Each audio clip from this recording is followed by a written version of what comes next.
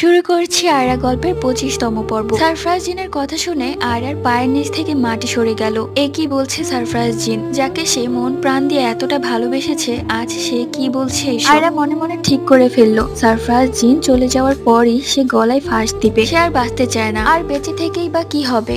খুবই দুঃখিত, সবাইকে জানানো যাচ্ছে যেহেতু আয়রা গল্পটা অনেক বেশি বড় হয়ে গেছে, আর তোমরা অনেকেই আমাকে কমেন্ট করে বলছিলে যে আপু সবগুলো পার্ট একসাথে দেখতে চাই। আমিও ভেবে দেখলাম যে আমারও অনেক বেশি কষ্ট হয়ে যাচ্ছে পার্ট বাই পার্ট বলতে, প্লাস নেইল আর্ট করতে, আর তোমরা অপেক্ষা করতে করতে মন খারাপ করছো। ঠিক করলাম যে আয়রা গল্পের যতগুলো পার্ট বাকি আছে সবগুলো মিলিয়ে ইউটিউব চ্যানেলে বড় একটা গল্প আপলোড করব। আমি কিন্তু এই গল্পটা আপলোড করব অন্য একটি চ্যানেলে আমি সবগুলো বড় ভিডিও আপলোড করি। প্রথমে তোমরা ইউটিউবে জান্নাত ব্লগার সার্চ করবে, এরপর জান্নাত ব্লগার চ্যানেলে ক্লিক করে চ্যানেলটা একটু স্ক্রল করলেই কিন্তু নিচে তোমরা জাওয়াস স্টোরি চ্যানেলটা পেয়ে যাবে। কিছুক্ষণের মধ্যে আয়রা গল্পের সকল পর্ব আপলোড করা হবে, তোমরা গিয়ে দেখে এসো। এরপরও যদি তোমরা চ্যানেলটা খুঁজে না পাও তাহলে তোমরা জান্নাত ব্লগার শর্ট গুলো দেখবে, আর এই শর্ট ভিডিওগুলোর ক্যাপশনে ক্লিক করলেই কিন্তু জাওয়াস স্টোরি চ্যানেলটা পেয়ে যাবে। কিছুক্ষণের মধ্যে আয়রা গল্পের সকল পর্ব দেখতে পাবে। এখন বলছি, যার যার টিকটক থেকে আমার এই ভিডিওটি দেখছো, আমি টিকটকে বরাবরই আমার দুইটা চ্যানেলের লিংক দিয়ে রেখেছি, এখানেও কিন্তু জাওয়াস স্টোরি চ্যানেলটি পেয়ে যাবে। লিংকে ক্লিক করে জাস্ট তোমরা ওপেন করবে, এরপরে তোমরা পেয়ে যাবে এই স্টোরি চ্যানেল। আয়রা গল্পের মতো আরো অনেক গল্প আছে, ভালো লাগলে সাবস্ক্রাইব করে দিও।